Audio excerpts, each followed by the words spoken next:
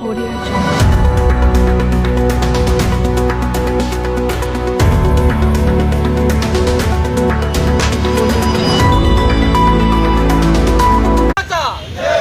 भारतीय मजदूर संघाचा वंदे वंदे भारत माता की भारत माता की अरे कामगार एकजुटीचा कामगार एकजुटीचा कामगार एकजुटीचा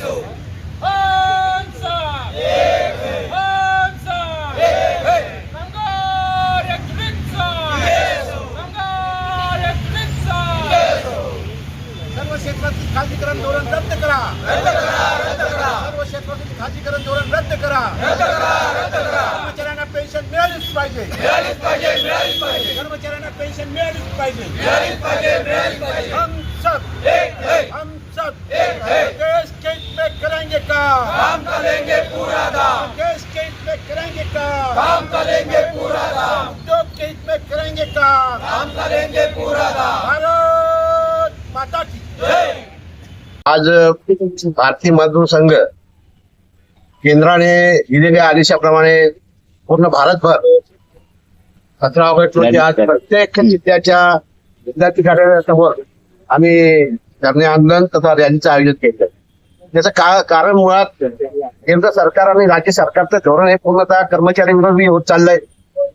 वर्षानुवर्षे आमचे जे विषय आहेत, आमचे जे काही समस्या आहे, आमचे काही प्रश्न आहेत ते केंद्र सरकारच्या राज्य सरकारच्या दारी पडून आहेत, परंतु त्याला ते प्रश्न सोडवले जात नाहीये.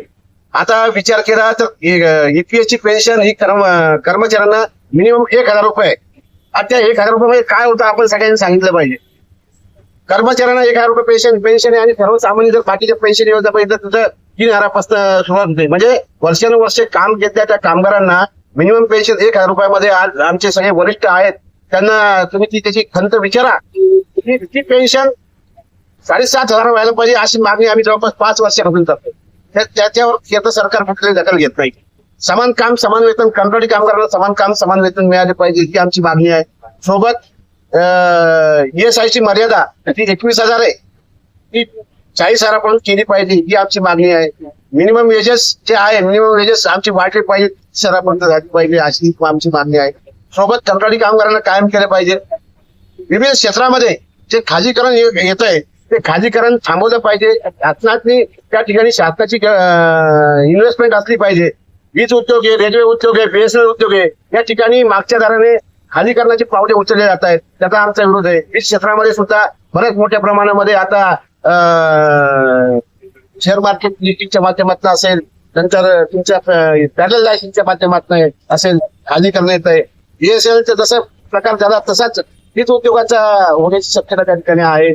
आणि म्हणून आम्ही या पूर्ण देशामध्ये या सर्व कामगार विरोधी धोरणाच्या विरोधात आजचं आमचं आंदोलन आहे. आणि जर हे आंदोलन म्हणजे यश प्राप्त झालं नाही तर याच्यापेक्षा मोठं आंदोलन पुढच्या भविष्यामध्ये आलं तर सरकारने करत आहे ती मागणी. सरकारचं धोरण असं आहे की कुठल्याही क्षेत्रामध्ये स्वतःची इन्व्हेस्टमेंट थांबवली पाहिजे. त्याला आपण म्हणून की इन्व्हेस्टमेंट कमी करून खाजगी मालकांना त्या ठिकाणी इन्व्हेस्टमेंट करून द्यायची, आपली हात काढून घ्यायचे असं धोरण सरकारचं असल्यामुळे त्या ठिकाणी खाजगीकरणाचं वारं मोठ्या प्रमाणात असल्यामुळे सरकार त्यातून अंग काढून देते. आपले नाव आणि मी अरुण किवळ भारतीय मजदूर संघाचा महाराष्ट्र उपाध्यक्ष आहे, तसेच महाराष्ट्र कामगार महासंघाचा महामंत्री.